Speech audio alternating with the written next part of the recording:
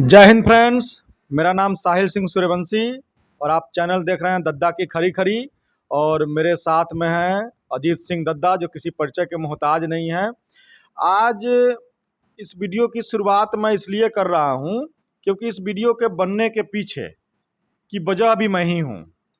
Actual में मैं दद्दा के एक ऐसे रूप से आप लोगों को परिचय कराऊंगा जो बहुत लोग जानते होंगे, पर बहुत लोग नहीं जानते होंगे कि दद्दा एक इस मामले में भी बहुत ज़्यादा एक्सपर्ट हैं। तो इसकी शुरुआत होती है, हम विजयोत्सव के लिए जब लखनऊ में इकट्ठे हुए थे तो वहाँ जिक्र चली, आगरा वाले आनंद सर बैठे थे तो मेरे चंपारण की बात आई तो किसी ने बोला कि चंपारण का मटन तो बड़ा फेमस है। तो आनंद सर ने बोला कि कोई भी मटन बनाएगा, अजीत सिंह दद्दा से बेहतर मटन कोई बना ही नहीं सकता, हांडी मटन। तो मुझे बड़ी मैंने वहाँ कुछ बोला नहीं, पर मुझे ये थोड़ा चैलेंजिंग लगा कि ऐसे कैसे हो सकता है जो चीज़ इतनी नामी हो। और मैं उतना नहीं जानता था दादा के पाक कला विशेषज्ञ होने के विषय में। तो ये बात आई गई हो गई। फिर जब हम लोग आ रहे थे, अच्छा वैसे मैं बता दूं कि ये चीज़ बाद में प्रूव हो गई। बाद में दद्दा मेरे साथ चंपारण आए तो हमने दद्दा के हाथ का वो 3-4 घंटे में बनने वाला हांडी मटन उन्होंने बनाया। और मैं जहाँ से बिलोंग करता हूँ, चंपारण से, यहाँ एक से एक पाक कला के विशेषज्ञ मटन के बैठे हुए हैं। पर दादा का जो मटन था ना, अव्वल दर्जे का था, इसमें कोई दो राय, मैं गारंटी से इस बात को बोल सकता हूँ। अब ये कहानी में ट्विस्ट तब आया जब हम लोग लास्ट टाइम महापुर से चंपारण आ रहे थे तो रास्ते में हमने खाने पीने पर चर्चा किया। बेसिकली चर्चा इसलिए किया कि हमें जाते ही वो हांडी मटन बनाना था। तो मेरा एक तर्क है कि चंपारण मटन इसलिए उसमें कोई रेसिपी स्पेशल नहीं है, इसलिए फेमस नहीं है। यहाँ का जो बकरा है, जो जिस घास को चरता है, और जो उस बकरे के मीट को लेकर के आप दिल्ली में उस तरीके से बनाएंगे तो वही टेस्ट आपको वहाँ भी मिलेगा। या इसी तरीके से आप चंपारण में दिल्ली का बकरा लाके बनाएंगे तो वो टेस्ट नहीं मिलेगा। तो फिर इस पर बातें चलने लगी, अलग अलग रीजन के, अलग अलग स्टेट, अलग अलग रीजन के खाने पीने के बारे में बातें चलने लगी। तो दद्दा का एक गजब का मुझे पता चला कि हर स्टेट वाइज इनके पास अनुभव है। जैसे पंजाब के खाने में क्या है, बंगाल में क्या है, पूर्वांचल मतलब पूर्वी यूपी और पूरा बिहार मिला के इसमें क्या है। तो इसमें इन्होंने एक एमपी में क्या है, तो एमपी का उन्होंने कुछ मिठास को लेकर जिक्र किया। और जो पूर्वांचल का जो जिक्र किया, वो जो शब्द उन्होंने दिया कि यहाँ का जो फूड हैबिट जो डेवलप हुई है वो दरिद्रता से डेवलप हुई है। मतलब दरिद्रता यहाँ मतलब किसी को नीचा दिखाने के हिसाब से नहीं है, पर मतलब उनका जो थेसिस मुझे बिल्कुल लॉजिकल लगा कि हाँ ऐसा बिल्कुल होता है। मैं इस चीज़ का, और कहीं ना कहीं वो भी पूर्वांचल से ही है, तो मुझे लगा। तो मैंने सोचा कि इसको डिटेल में आप दर्शकों तक लाना चाहिए। तो दद्दा मैं शुरुआत इसी से करूँगा कि उसको आप पहले जस्टिफाई कीजिए। आपने बोला कि दरिद्रता से रिलेटेड है, एमपी का आपने बोला मिठास से रिलेटेड है, पंजाब का बोला, अच्छा कुछ दुर्भिक्ष आपने बंगाल के लिए बोला, क्या क्या शब्द बोला था? दुर्भिक्ष। देखिए, बात ये चल रही थी जी कि किसी भी एरिया का क्यूजीन मतलब उसको क्यूजीन को हिंदी में क्या कहेंगे, मतलब भोजन की शैली है ना, और खान पान की शैली, और हर इलाके का एक अलग क्यूजीन होता है ना। जी जैसे कश्मीर का टोटली अलग है। कश्मीर में भी उधर बगल में आप चले जाइए तो तिब्बतन क्यूजीन टोटली अलग है। कश्मीर में ही थोड़ा सा और ऊपर चले जाइए तो तुर्तुक और गिलगित बल्टिस्तान वाला जो इलाका है वहां पे बल्टी क्यूजीन है। उसका कश्मीरी क्यूजीन से बिल्कुल लेना देना नहीं है। जो कश्मीर घाटी का क्यूजीन है वो टोटली अलग है, वो लेह लद्दाख से भी डिफरेंट है, और वो तुर्तुक बल्टिस्तान बल्टी क्यूजीन से भी टोटली डिफरेंट है सब कश्मीर का ही भाग। कश्मीर से नीचे आ जाइए तो डोगरी क्यूजीन जो है वो टोटली उन तीनों रीजन से अलग है, जिसमें शाकाहारी थोड़ा ज्यादा है डोगरी में। हाँ, शाकाहारी मांसाहारी दोनों है, पर डोगरी क्यूजीन जो है वो कश्मीर से बिल्कुल टोटली मतलब पूर्व पश्चिम का अंतर है। कांग्रेस के जो लीडर थे करण सिंह साहब, उनके घर पे मैंने वो कुजीन एक बार टेस्ट किया था। अच्छा, गजब की रेंज थी, मतलब मैं क्या बताऊं। और हाँ, वैसा टेस्ट, मतलब तो टेस्ट हाँ, तो अब कश्मीर में जो क्यूजीन डेवलप हुआ जी वो वहां की भौगोलिक परिस्थितियों, वहां के रहन सहन, खान पान, तापमान, टेम्परेचर, समाज, ये तमाम चीजें मिला के कोई एक दिन में क्यूजीन डेवलप थोड़ी ना हो जाता है। नहीं वो तो क्यूजीन को डेवलप होने में साहब हजारों साल लगते हैं। जी और सामाजिक मतलब पूरा जियो पॉलिटिकल इन्फ्लुएंस होता है क्यूजीन पे। जी फॉर एग्जाम्पल, पंजाब जो है खैबर दर्रे वाले रास्ते पे था, तो पंजाब में तमाम अफगानिस्तान से लेके और पूरी दुनिया के व्यापारी, ट्रेडर्स और आक्रांता ट्रेवलर्स उसी रास्ते से आते जाते थे। तो पंजाब क्षेत्र का जो वो लोग पंजाबी जो थे वो बाहरी दुनिया से बहुत ज्यादा मिक्सअप होते थे। तो बाहरी दुनिया आती थी तो अपने साथ एक क्यूजिन लेके आती थी ना, क्योंकि जमीनी रास्ते का वो भारत में प्रवेश द्वार था। जी। तो जब जो ट्रेवलर या जो भी ट्रेडर या जो भी व्यापारी व्यक्ति जी उस रास्ते से आ रहा है पैदल, घोड़ा पे, बैलगाड़ी पे, तो वो अपने साथ अपना क्यूजिन लेके आता था। जी बहुत से लोग उन्हीं रास्तों पे बस जाते थे। तो वो क्यूजीन जो है वो धीरे धीरे डेवलप हुआ। अब फॉर एग्जाम्पल बंगाल का एक बड़ा यूनिक क्यूजीन है। जी तो वो क्यूजीन जो है, बंगाल अपने अकाल और दुर्भिक्ष के लिए फेमस रहा है। 20-20 साल, 40-40 साल अकाल पड़ा जी इतिहास में, लाखों लोग उस अकाल दुर्भिक्ष से मर जाते थे। तो जिस रीजन में पिछले 20 साल से अकाल पड़ा हुआ है और खाने के लिए चावल नहीं है, ठीक है, मेन फूड तो उनका स्टेपल फूड तो राइस है। अब राइस उग नहीं पा रहा है क्योंकि बारिश कम हो रही है। अच्छा, बारिश इतनी भी कम नहीं होती थी कि एकदम रेगिस्तान बन जाए, पर बारिश इतनी नहीं हो पाती थी कि वो लोग तब धान की 3 फसल लेते हैं। तो धान की बड़ी मुश्किल से एक ही फसल हुई, उस एक फसल में भी बहुत कम धान पैदा हुआ। तो कहने का मतलब किसान के पास, पब्लिक के पास चावल नहीं है खाने को। ठीक है। पर भैया इतनी बारिश तो हो गई कि कम से कम खेत में घास पताई तो हो गया, अच्छा, तालाब में थोड़ा सा पानी तो है। कहीं कहीं यही वजह तो नहीं है कि पंजाब में हर घरों के पीछे छोटे छोटे तालाब होते हैं कि मछली के सोर्स पंजाब में नहीं, बंगाल बंगाल में। हाँ, बिल्कुल भाई, बंगाल में बारिश ज्यादा होती है तो मछलियां उनका स्टेपल फूड है, तो उसके लिए उन्होंने हर घर में तालाब खोद लिया भैया अपना खुद का। पर बंगाल का जो असली क्यूजीन है ना, उनका वनस्पतियां, anything which is green is eatable in Bengal. Bengali वनस्पति का कोई भाग नहीं छोड़ता। जब पौधा पैदा हुआ तो उसके कोमल पत्ते खाना शुरू कर देंगे। हर पत्ता उनके लिए भक्ष्य है। ठीक है। उसके बाद थोड़ा सा और बड़ा हुआ पौधा तो फ्लावरिंग होने लग गई। उस पौधे का फूल उसकी सब्जी बना लेंगे, फिर फल उसकी सब्जी बना लेंगे। अगर गोभी उगे तो गोभी का पत्ता भी खाएंगे, फिर गोभी खाएंगे, गोभी का डंठल भी खाएंगे। डंठल नहीं, वो जो मेन उसका जो स्टेम होता है उसको भी छील के उसके अंदर से निकाल लेंगे, उसको भी खाएंगे, जड़ भी खाएंगे। तो ज्यादा पौष्टिक हो गया ना। हाँ, एक मिनट, है ना जी।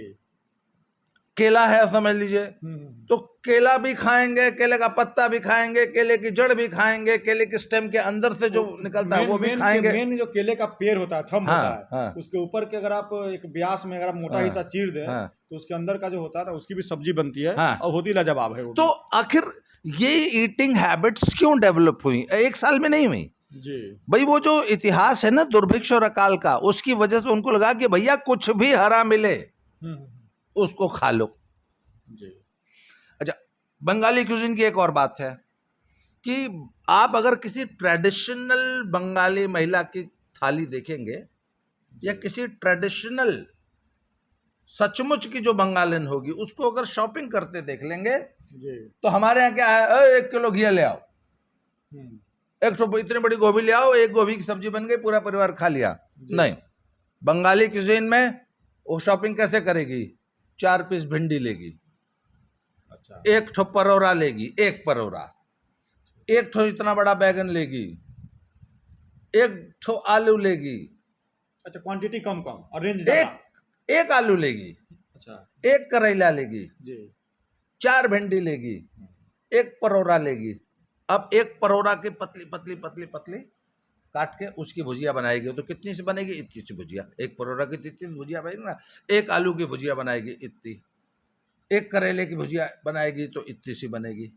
अब उसकी थाली में 8 किस्म की अलग अलग भुजिया होगी। ये क्यूजीन क्यों पनपा? भैया एक समय ऐसा रहा होगा जब बंगाल में कभी अकाल दुर्भिक्ष होगा तो उसको एक ही आलू नसीब हुआ होगा।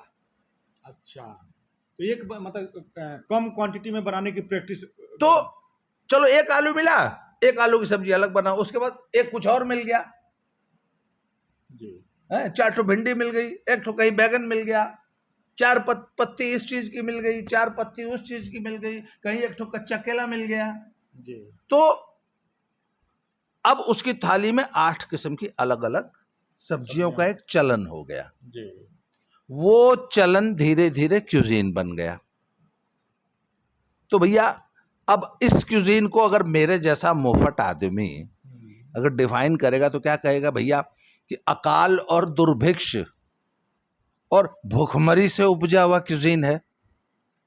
कुछ लोगों को सुनने में बहुत बुरी बात लग सकती है कि हमारे क्यूजीन को भूखमरी का क्यूजीन बता रहा है। नहीं भैया, नहीं, पर पौष्टिक भी तो बता रहे हैं। एक मिनट, बहुत, अरे it is so rich, the cuisine is so rich. उनकी थाली में 12 किस्म के 12 आइटम होती है। जी।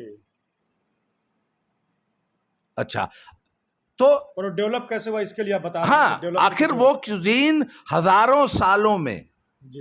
क्यों डेवलप हुआ, कैसे डेवलप हुआ? भाई मछली की इफरात मछली मिलती थी क्योंकि बारिश खूब होती थी, खूब ताल तलैया होता था, तो बंगाली मछली खाना सीख गया। आज मछली उनका स्टेपल फूड है। गेहूं होता नहीं था, जी। धान होता था, धान की 3 फसल होती थी, तो वह मछली भात खा रहे हैं। जी। उसके बाद मछली के साथ साथ दुनिया भर के वनस्पतियां पत्ते खाना सीख गए, वो क्यूजीन बन गया। तो आज बंगाली क्यूजीन। तो क्या जो मछलियों को सुखा करके खाते हैं, इसके पीछे भी ये रीजन हो सकता है कि अकाल पड़ता था तो स्टोरेज के लिए? बिल्कुल बिल्कुल भाई। अब जब पुराने जमाने में हर चीज की उपलब्धता नहीं थी ना, ट्रांसपोर्टेशन नहीं थी, food was always very local. 1000 kilometre दूर से आज तो टमाटर जो है शिमला से आ जाता है ना। जी, जी।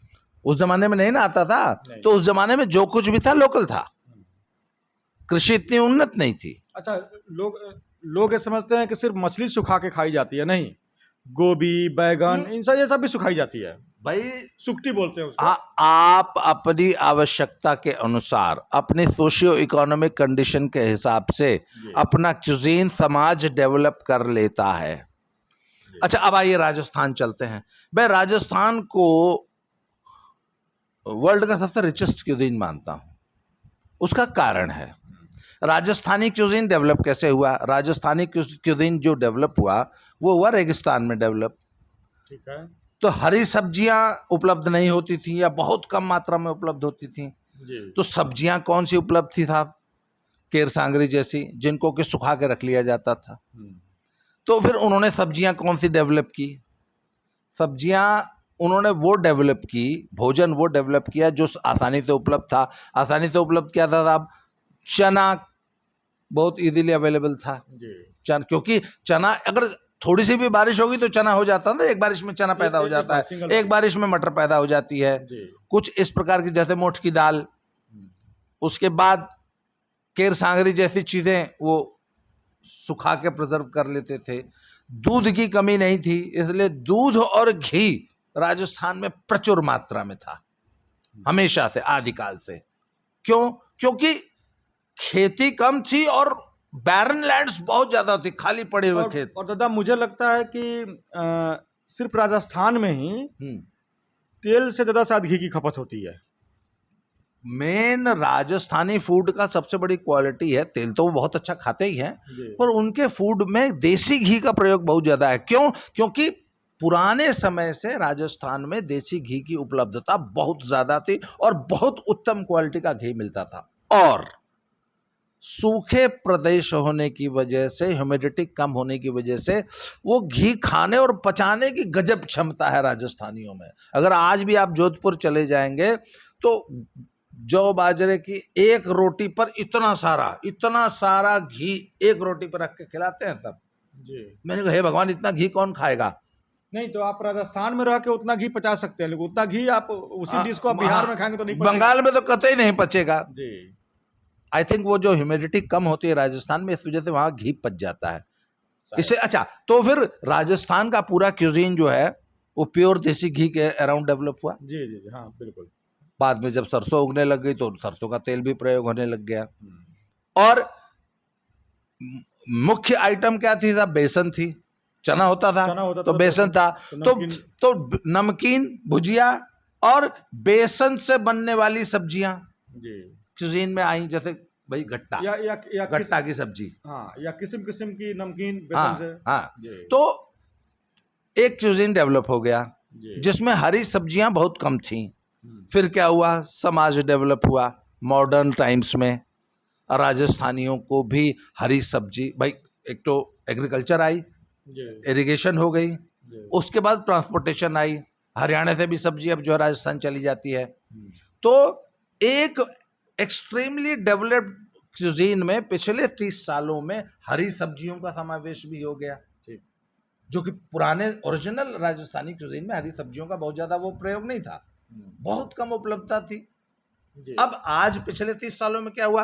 राजस्थान में जो उनका ट्रेडिशनल क्यूजीन चला आ रहा है ना, गट्टे की सब्जी, वो चक्की की, वहां एक चक्की की सब्जी बनती है, आटे को गूंद गूंद कर उसमें पानी खूब मिला मिला के सारा का सारा जो स्टार्च है वो बहवा दिया जाता है, पीछे बच जाता है ग्लूटेन, अच्छा। एकदम ऐसे वो एकदम च्युइंग गम की तरह खींचने वाला, उसकी एक सब्जी बनाते हैं, उसको बोलते हैं चक्की की सब्जी।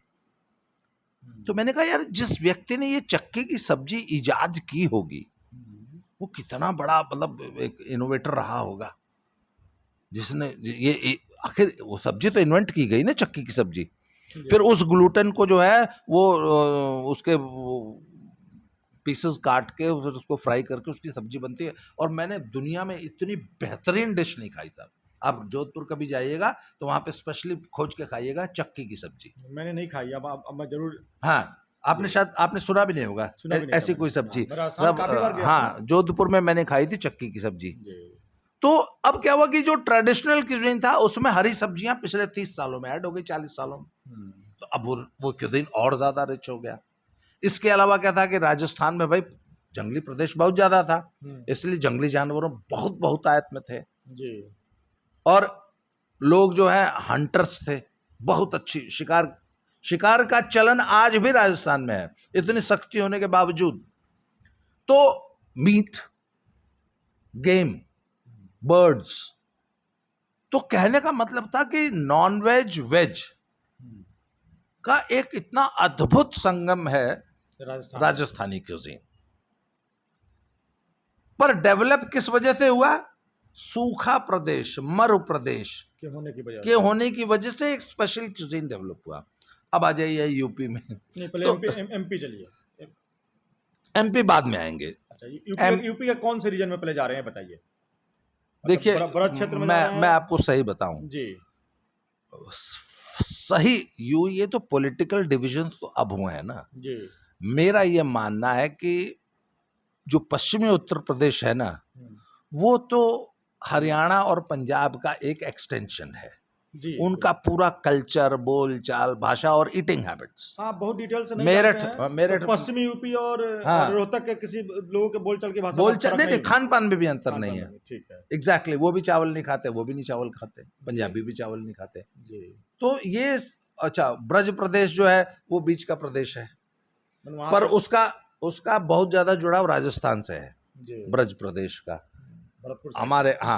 हमारे पूर्वी उत्तर प्रदेश और बिहार को हम एक अलग कल्चरल एंटिटी मान सकते हैं, पूर्वांचल के नाम से। तो तब पूर्वांचल में एक स्पेशल क्यूजीन डेवलप हुआ जिसको मैं दरिद्रता से उपजा क्यूजीन मानता हूं। अब वीडियो बेसिकली बनना इसी शुरू हुआ आपका नामकरण से। मेरा नामकरण था, मैंने ये बोला था कि भैया कुछ क्यूजीन जो है ना दरिद्रता की वजह से उपज जाते हैं। जैसे आपकी पत्नी पूछती है ना, है ये बिहारी इतना पतला दाल काय खाता है? जी बिल्कुल भाई, हम लोग यूपी वाले पूर्वांचल में अगर आप जाएंगे ना तो अरहर की दाल इतनी पतली बनती है कि मतलब उसको मैं तो कहता हूँ स्विमिंग पूल। पूरा बिहार पकड़ते हुए इसको बोलते हाँ हाँ, पूरा पूरा पूर्वांचल। जी और मेरे घर में इसका हमेशा झगड़ा रहता है। जैसे मैं जब गांव आता हूँ जी। तो भैया हमको चाहिए एकदम गाढ़ी दाल। तो मैंने एक दिन, मेरे सामने पतली दाल आ गई तो मैंने बहुत सख्त वार्निंग इशू किया है। मैंने कहा मेरे सामने ये पतली दाल नहीं आनी चाहिए। जी तो बाई चांस अगले दिन फिर आ गई तो मैंने कहा अब हम थरिया उरिया उठा के फेंक दे। जी अगर आज के बाद मेरे सामने पतली दाल आई अरहर की जी तो मैंने नहीं, इतनी पतली दाल क्यों बनती हो, क्यों बनाती हो? जी जी। तो मतलब बड़े पापा जो है पतली खाते हैं। अच्छा, मैं इस पे कुछ बोलता हूँ।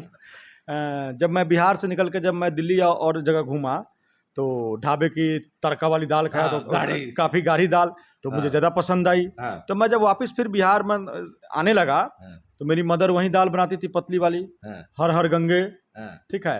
हाँ, तो मैंने एक दो दफ़े तगड़ा विरोध किया हाँ, तो उसका नतीजे के तौर पे ये नहीं निकाला गया कि गाढ़ी दाल बनाई जाएगी। उन्होंने एक स्पेशल चीज़ ईजाद कर लिया जो मुझे बहुत बाद में पता चला। हाँ, दाल बनती थी, उसको एक जगह स्थिर रख दिया जाता था, सारी पानी ऊपर जाती थी तो पानी को साइड कर दिया जाता था और नीचे का गाड़ी जम- गाड़ी आपको दे देते थे, हाँ। पानी पानी बाकी परिवार खाता वो मुझे था। बहुत बाद में जो समझ अच्छा, फिर मैंने देखा कि मैंने सोचा ये सारी पौष्टिकता तो पानी से चली जा रही है, ये तो बड़ी गड़बड़ हो रही है। सच्चाई ये है कि 1000 दफे सर पटकने के बावजूद आज भी मेरी माँ गाढ़ा दाल नहीं बनाती है। पतली दाल नहीं बनाती है।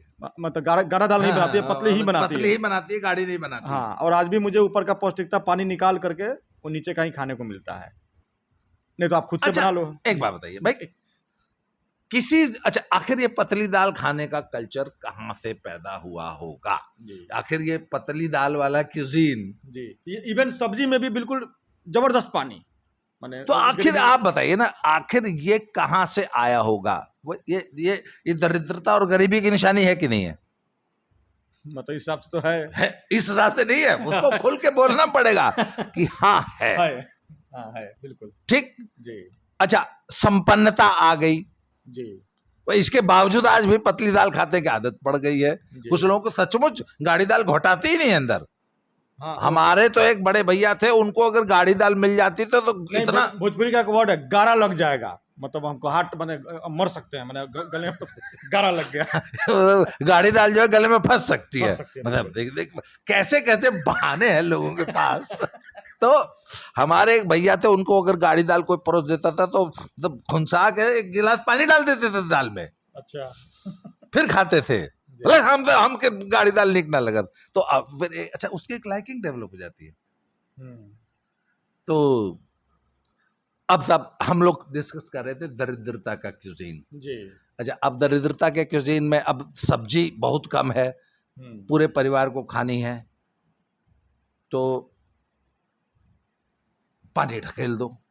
अब हर सब्जी में पानी नहीं ढकेला जा सकता। जी, हर सब्जी में पानी तो अब नेनुआ की सब्जी में कैसे पानी ढकेलेंगे? नहीं घिया घिउरा लौकी हाँ, सब सब्जी पानी डाला जाता हाँ, पर किस सब्जी में सबसे ज्यादा पानी खपता है? परोरा में, है। परवल की सब्जी में। परवल आलू दम। अरे कहने का मतलब क्या है कि आलू में चाहे जितना पानी ढकेल दो चल जाएगा। आलू परवल परवल, इसलिए परवल और आलू पूर्वांचल की सबसे फेवरेट सब्जी है। सबसे खास सब्जी भी परवल। सबसे खास सब्जी, सबसे महंगी बिकने वाली सब्जी परवल, है। जी। क्यों? क्योंकि अगर आप 4 परवल भी ले आएंगे तो पूरा परिवार खा लेगा, और 1 किलो नेनुआ बनाइए, एक आदमी खा जाएगा। देखिए, परवल पानी के साथ ज्यादा फैल जाएगा, हाँ, और नेनुआ कम हो जाएगा। तो अब ये इसीलिए मैं कहता हूं कि ये दरिद्रता, गरीबी से उपजा हुआ क्यूजीन है, पतली दाल खाना या एकदम पंडुल्लुल सब्जी खाना। अब आगे आइए, अब हम आते हैं नॉनवेज पे। जी तो सब मैं जब नॉनवेज बनाता हूं तो हमारे यहाँ एक कहावत है कि जैसे परसों हम लोग जब हाँ। करते हैं, मैंने कहा, इन्होंने पूछा भैया हांडी में मटन बनेगा, तो हमने पूछा कै आदमी खाएंगे, तो ये बोले 4 आदमी। तो मैंने कहा वो 4 आदमी का वर्गीकरण कीजिए कि मेरे जैसे कुछ 2 पीस खाने वाले होते हैं और कुछ एकदम राक्षस होते हैं, पूरा हड़िया खा जाते मेरे हैं। जैसे बोलिए हाँ। ना। 1 किलो तो मैं ही खा गया तो था। ये कहे कि नहीं हम ज्यादा खाते हैं। जी मैंने कहा कह रहे कितना खइबा? तो हमने कहा आधा किलो आपके लिए और 3 आदमी और थे। हाँ तो मैंने कहा चलो बहुत खाएंगे तो पाव पाव भर। ठीक है, तो कहने के बाद आधा किलो आपका और 3 पाव, मतलब 1.25 किलो सब मटन आया। 1.5 किलो। मान लीजिए 1.5 तो हमने जबरदस्ती कर दिया था, वैसे 1.25 किलो सैंक्शन हुआ था कि भाई 4 आदमी खाएंगे, 1.25 किलो मटन आया। अब 1.25 किलो मटन में अगर मान लीजिए 1.25 किलो मटन बनना है तो जी। पूर्वांचल का जो क्यूजीन है उस 1.25 किलो में कम से कम 2.5 किलो प्याज डालेगा। हाँ, कम से कम 1.25 किलो तो जरूर डालेगा, 1.25 किलो। हाँ, 1.25 किलो तो जरूर डालेगा। दो प्याजा क्यों बनाएगा क्यों तो नहीं, क्योंकि उसको भात के साथ एकदम पंडुलडुल ग्रेवी चाहिए। ज्यादा ज्यादा या ग्रेवी चाहिए। 1.25 किलो में वो लोग 8 आदमी खाएगा, 10 आदमी खाएगा। जी, बिल्कुल सही बात है। अब हमारा क्या है मटन बना है तो रोटी का खाएगा भाई, मटन खाओ। तो निराल मटन ही खा रहा है, रोटी का नंबर ही नहीं आया। जैसे जी। कल हम लोगों ने वहां उस ढाबे में किया, जी, रोटी एक ही रोटी खाया गया ना। आपने एक रोटी। आप एक रोटी खाया, बाकी सब मटन ही मटन चला। अब हम जब मटन मुझे बनाते लगता है हैं कि आपने एक रोटी ना वो नीचे का उसका तत्व होता है उसको समेट के देखा है क्या? हाँ, नहीं तो वो भी रोटी नहीं खाते आप। एक रोटी मतलब जो थोड़ी बहुत ग्रेवी, जी। ड्राई मटन था तो उसके अंदर थोड़ी सी जो 1 चम्मच ग्रेवी थी उसको समेटने के लिए एक रोटी हमने खाई। जी। अदरवाइज पूरा मटन ही मटन खाए। तो मेरे परिवार में मटन ऐसे ही खाया जाता है, मटन चिकन। जी।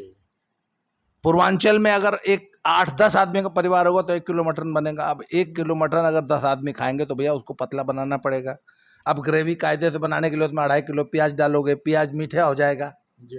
भाई 2.5 किलो प्याज जिस ग्रेवी में पड़ गया वो बहुत मीठी बहुत हो मीठा हो जाएगी। जाएगा। अब उसको मिठास को कवर करने के लिए दुनिया भर का मर्चा झोंकोगे, इतना सारा मसाला। जी। हाँ, तो नहीं तो वो मीठापन कटेगा ही नहीं तो ना। प्याज का मीठापन काटने के लिए इतना मसाला डालेंगे। जी। तो सब ये एक क्यूजीन डेवलप हो गया कि 1 किलो मटन में 2.5 किलो प्याज डालो, उस 2.5 किलो प्याज के मिठास को कवर करने के लिए इतना सारा मसाला डालो। अब हम बनाते हैं साहब 1.25 किलो मटन में हमने उस दिन मुश्किल से आधा किलो प्याज डाला था। 400 ग्राम आधा किलो डाला आधा किलो प्याज डाला जी।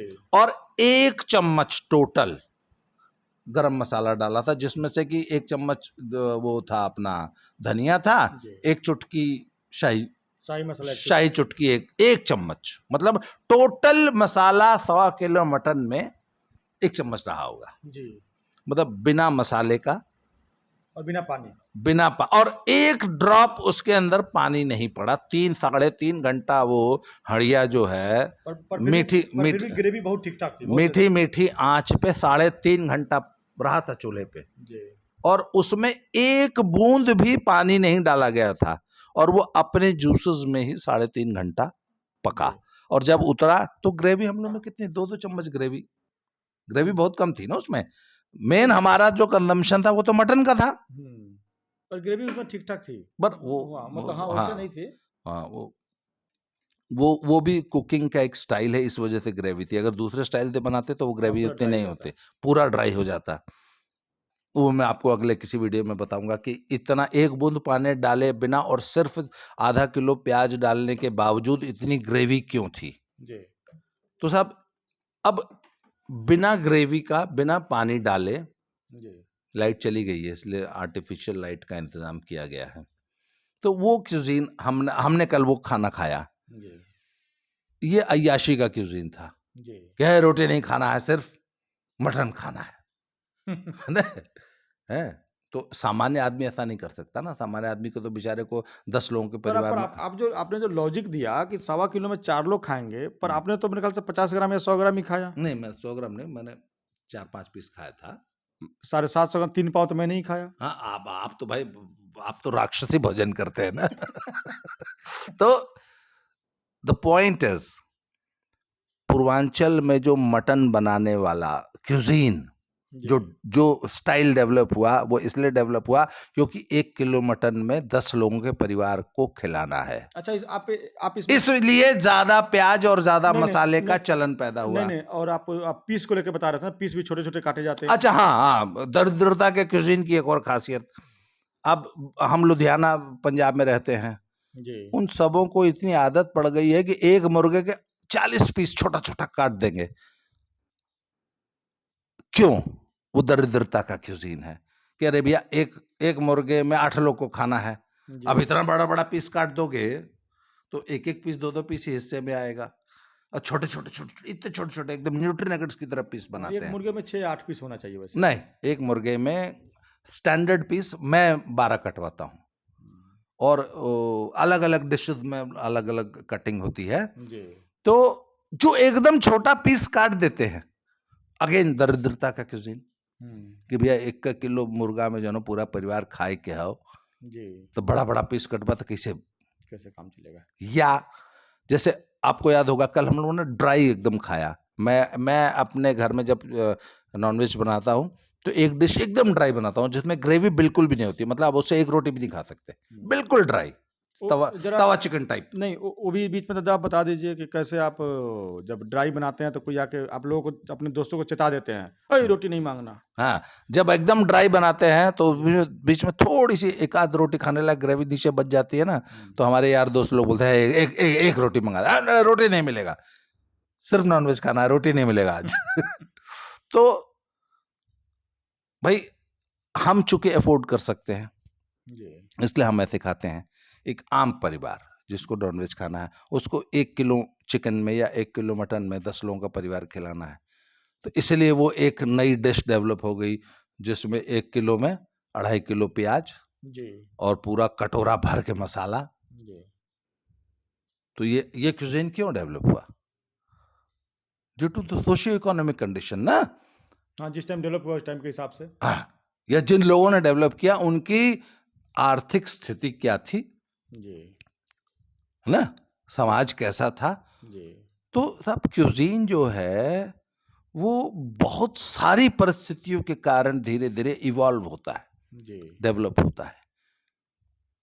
कौन सी चीज की उपलब्धता है, मतलब जैसे कितनी उपलब्धता है। जैसे जानवरों में या इंसानों में क्रमिक विकास का जो हाँ, सिस्टम है, कुछ इस टाइप से। देखिए दुनिया में हर चीज का क्रमिक विकास ही होगा। जी, और भाई लोग बताते हैं कि पुराने जमाने में तो आदमी कंदमूल फल भक्षी था ना। जी, जी, जी, उसके बाद जब उसने मांस खाना सीखा होगा तो पहले तो ऐसा ना, वो डार्विन थ्योरी वाले तो ये बताते हैं कि आदमी धीरे धीरे डेवलप हुआ तो धीरे धीरे समाज डेवलप हुआ। हम लोग की थ्योरी अलग है। जी, पर धीरे धीरे उसने मांस जो है वो एक दिन भून के खाना सीख गया क्योंकि आग के पास एक मांस का टुकड़ा गिर है गया। गिर गया था तो उसको ज्यादा स्वादिष्ट लगा। हम्म, फिर उसने उबालना सीख लिया। ये सब थ्योरीज हैं। जी, तो आखिर पाक कला का क्रमिक विकास ही तो हुआ। जी, और जब से यूट्यूब आया है तो पाक कला तो अब घर घर में घुस गई है जी, और भोजन पकाना सीखना बड़ा आसान हो गया है। जी, और भाई इस प्रकार के जब एजुकेशन का जब स्टैंडर्ड बढ़ता है और जब आपके ये यूट्यूब जैसे माध्यम आ जाते हैं जी, तो क्यूजीन्स जो है आपस में शेयर होने लगते हैं। तो अब जैसे और हमने, उनका रूपांतरण भी होने लगता है। हाँ, और निश्चित मैं अब चाइनीज फूड को मेरा हमने इंडियनाइज किया है। मेरा बचपन नॉर्थ ईस्ट में बीता है कुछ हिस्सा। हाँ, मोमोज मोमोज। मोमोज अब दिल्ली में आके क्या हो गया है? नहीं तो आप कुकुर ट्राई किए कि नहीं कभी? हम्म? दीमापुर गए थे तो नहीं, नहीं, नहीं। हम मतलब लोगों को मैंने ये देखा है शॉप पे, मतलब मार्केटिंग होते हुए देखी है। अच्छा, मैंने ट्राई नहीं किया है। ट्राई मतलब वहां पे कई बार मजबूरी में या कई बार गलती से लोग खा जाते हैं। खिला दिया जाता है, पता लगा अरे हम तो कुछ और समझ के आ गए थे, कुकुर था। एक बार तो मैंने कुछ सस्ती डिश देख के ट्राई किया था। हाँ, एक बार बता रहा था ना कि वो बड़ी लाइन बन रही थी हाँ, हाँ, हाँ, तो हो गया था। तो हाँ, मैं सस्ती देख के ट्राई किया तो भात, हाँ, ढेर सारी सरसों की ग्रेवी हाँ, और ऊपर से एक बड़ा सा मेढक अच्छा, जिसकी बस आंखें ही निकाली गई थी, पाँव वैसे फैला करके ऐसे, नहीं हाँ, जैसे चावल के ऊपर सो गया है। हाँ, कहाँ ठीक है, कहाँ की बात है ये? दीमापुर का ही बात है ये। हाँ, तो मैंने देखा कि सबसे सस्ता यहीं था, तो मैंने एग्जैक्ट उसका मतलब मैं नहीं जान पाया कि ये, तो फिर आपने वो डिश वापस करके कुछ और मंगाया होगा। नहीं, नहीं, मैंने फिर वो, मेरे पास पैसे कम थे तो मैंने वो मेढक हटा के मेढक ऊपर हटा के खा ग्रेवी लिया। ग्रेवी चावल खा ली। जब मेढक हटा के कोई ना कोई खाता है ना, तभी तो हाँ, बनता है। हाँ, हाँ, हाँ। जी। तो बात यह है कि तब अब जो है तो हम लोग बात कर रहे थे क्यूजीन्स के क्रमिक विकास की। हुँ। तो इस प्रकार जो वो जो दरिद्रता का क्यूजीन आपने पूछा था। नहीं, इसमें आप दादा ये भी ऐड कर दीजिए, थोड़ा समय है हमारे पास, कि आप दूध की क्वालिटी को लेके बोलते हैं कि जैसे बनारस के का मिठाई अलग होगा, मथुरा का अलग होगा, पंजाब का बिल्कुल टेस्ट नहीं होगा, बंगाल में बहुत ज़्यादा टेस्ट होगा। देखिए वो तो और दूसरी चीज़ वो आप कहते हैं ना कि चंपारण के मटन में टेस्ट इसलिए नहीं है कि वो ग्रेवी बहुत अच्छी है जी, या वो रेसिपी बहुत अच्छी है। जी। चंपारण का मटन बहुत अच्छा है, मटन की क्वालिटी बहुत, देखिए सीधी सी बात है। बकरे के मतलब कच्चे मीट की मैं क्वालिटी। हमेशा एक बात कहता हूं कि भोजन में जी, सबसे इंपॉर्टेंट जो फैक्टर है हम्म, वो है ग्रेन की या इंग्रेडिएंट की क्वालिटी। जी, एमपी की मैं तारीफ इसलिए करता हूं कि जो जहां तक मेरा अनुभव है कि मध्य प्रदेश के अनाज, चाहे वो दालें हों, जी, चाहे वो गेहूं हो, जी, और चाहे वो सरसों, चना इत्यादि जितने भी अनाज मध्य प्रदेश में उगाए जाते हैं या राजस्थान में, जी, वो प्रदेश जहां पारंपरिक रूप से खेती, इंडस्ट्रियल एग्रीकल्चर नहीं होता है, जी, और खेती चूंकि सिर्फ वर्षा आधारित थी, इसलिए पृथ्वी का बहुत ज्यादा दोहन नहीं हुआ जमीन का, ठीक है, तो उसकी उपजाऊ शक्ति और उसकी खनिज, जो उसकी क्वालिटी थी, खनिज लोन जो और नीचे- पानी की, जी, उस एरिया में उपलब्ध पानी के कारण वहां जो अनाज उगता है, मुझे लगता है कि वो आई थिंक धरती का सबसे स्वादिष्ट अनाज होगा। शायद आप इसलिए बोलते हैं कि माता अन्नपूर्णा का आशीर्वाद प्राप्त- हाँ, माता अन्नपूर्णा का आशीर्वाद जो राजस्थान और एमपी को प्राप्त है, हो सकता है और रीजन्स भी हों, जी, पर मैं चूंकि एमपी राजस्थान में बहुत ज्यादा मैंने घूमा है और मैंने बहुत ज्यादा यहाँ की cuisine को स्टडी किया है, जी, तो यहाँ का मुझे टेस्टीएस्ट, मतलब एमपी में स्वादिष्ट खाना बनाने के लिए आपको कुछ नहीं करना है, आप अनाज को खाली हल्का सा नमक डाल के पानी में उबाल दीजिए, कुछ मत डालिए उसमें, वो बेहद स्वादिष्ट बनेगा, क्योंकि ग्रेन ही इतना टेस्टी है। नहीं, दाल की तो मैं तारीफ करूंगा क्योंकि मेरा ससुराल एमपी ही है, हाँ, तो दाल तो लाजवाब, मतलब दाल नहीं, जी, मैं बोल रहा हूं ना, वो प्रत्येक अनाज जी, जो एमपी में उगाया जाता है, जी, उसमें एक नेचुरल टेस्ट है जिसका आप मुकाबला कर ही नहीं सकते। जी, तो जहां पर इंडस्ट्रियल एग्रीकल्चर हो रही है, जहां पृथ्वी का जो है ना बेरहमी से दोहन हो रहा है, हरियाणा, पंजाब, अच्छा, ये पश्चिमी उत्तर प्रदेश, तो जब आपने जमीन को एकदम चूस लिया, उसके अंदर कुछ बचा ही नहीं है, आप गोबर की खाद बिल्कुल डालते ही नहीं है, ग्रीन खाद उसको मिलती ही नहीं है, सिर्फ केमिकल फर्टिलाइजर के पे आधारित आप कृषि कर रहे हैं, जी, तो जी, आखिर अनाज में टेस्ट कहाँ से आएगा? दुनिया भर का इंसेक्टिसाइड, पेस्टिसाइड है, फंगिसाइड, आप दुनिया भर का केमिकल अपनी जमीन में डाल रहे हैं, जी, तो अनाज में टेस्ट कहाँ से आएगा? तो जब अनाज में टेस्ट नहीं है तो दूध में भी टेस्ट नहीं है। हाँ, उसी अनाज अच्छा, को- अब चंपारण की आप बताते हैं कि चंपारण की इंच इंच धरती हर साल जी, बाढ़ के पानी में डूब जाती है, तो जिस जिस धरती पे हर साल एक ठीक ठाक ह्यूमस लेयर फ्रेश आ एक जाती है। ह्यूमस की लेयर और एक उपजाऊ मिट्टी की लेयर हर साल ऐड हो रही है, वहां का अनाज क्यों टेस्टी नहीं होगा? हैं? अब बकरा वहीं घास खा रहा है, और बकरा वो घास खा रहा है। ठीक है, या यहाँ का अनाज, यहाँ का गेहूं चावल भी आप जी, महसूस कीजिएगा, नेचुरल उसका टेस्ट बहुत ज्यादा होगा। तो भोजन की पहली रिक्वायरमेंट है द ग्रेन या द नहीं, इंग्रेडिएंट। और दादा एक चीज़ और है कि जैसे मैं दिल्ली रहता हूँ, तो वहाँ जो हम खरीद के जो चीज़ें खाते हैं, अगर मतलब जो असली अगर नेचुरल अगर ये है तो उसको ज़्यादा खा लेंगे तो भी पच जाएगा, और वो चीज़ कम खाएंगे तो भी पचने में दिक्कत होती है। मटन मटन वहाँ मैं 1 पाव या आधा किलो मुश्किल से खा पाता हूँ।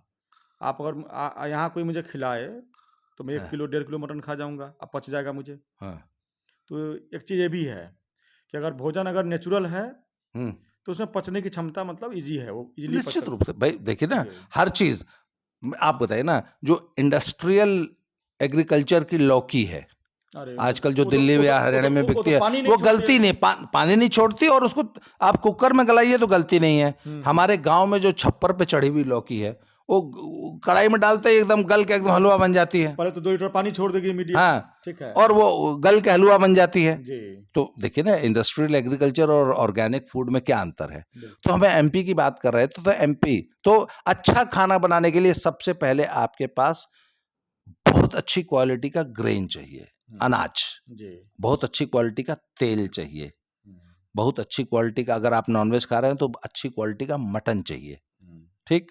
जी, तो ये तो होगी बेसिक, इसके बिना दुनिया का हर शेफ फेल हो जाएगा। अगर आपके अनाज में ही स्वाद नहीं है तो आप कहां से स्वाद पैदा कर लेंगे? बिल्कुल। अगर आपकी सब्जी में ही स्वाद नहीं है तो आप कहां से स्वाद पैदा कर लेंगे? जी, तो पहली बात, सबसे पहली रिक्वायरमेंट हो गई अनाज। उसके बाद कौन सा तेल यूज कर रहे हैं हम?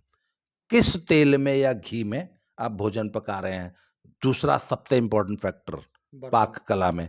तीसरा, किस बर्तन में बना रहे हैं, जी कौन सी डिश बना रहे हैं और वह किस बर्तन में पकाई जा रही है। कुछ डिशेज होती है एकदम पतले बर्तन में बनानी है, कुछ डिशेज होती है खूब मोटे हैवी बॉटम पैन में बनानी है। जी लोहे के पैन में बना रहे हैं, एल्यूमिनियम के पैन में बना रहे हैं, स्टेनलेस स्टील के पैन में बना रहे हैं, या मिट्टी में बना रहे हैं, मिट्टी के बर्तनों में बना रहे हैं, जैसे कल हमने हड़िया में मटन बनाया। जी जी जी चौथा सबसे इंपॉर्टेंट फैक्टर है आंच, जी टेम्परेचर। जी भोजन किस तापमान पे बन रहा है और पकने में कितना समय ले रहा है।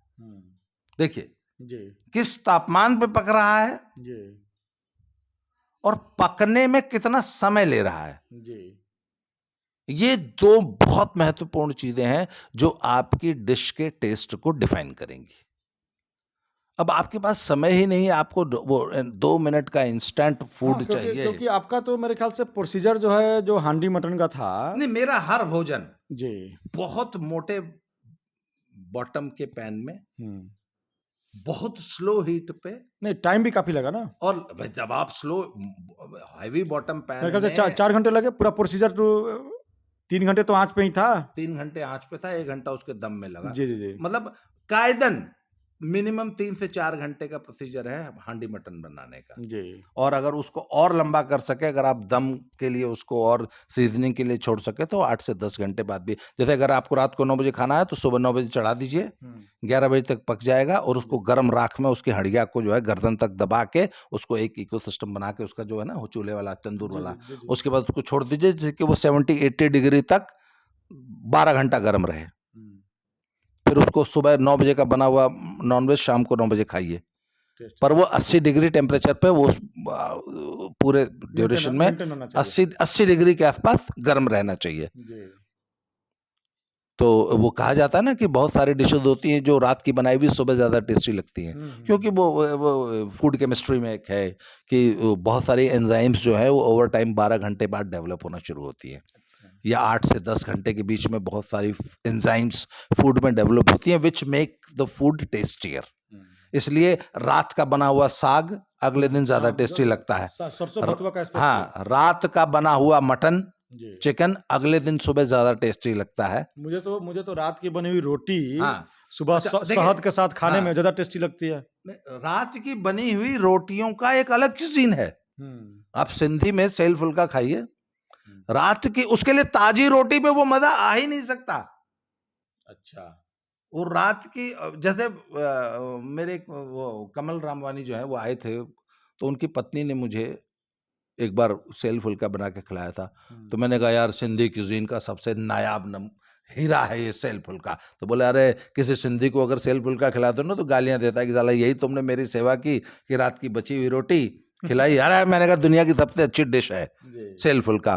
तो एक दिन मैंने उनकी पत्नी से कहा गया मेरे को सेल फुल्का खाना है, तो उसके लिए उन्होंने कहा फिर तो रात को रोटी ज्यादा बनानी पड़ेगी, रात की बची हुई रोटी का ही सेल फुल्का अगले दिन टेस्टी बनता है, ताजी रोटी का उतना टेस्टी नहीं बनता।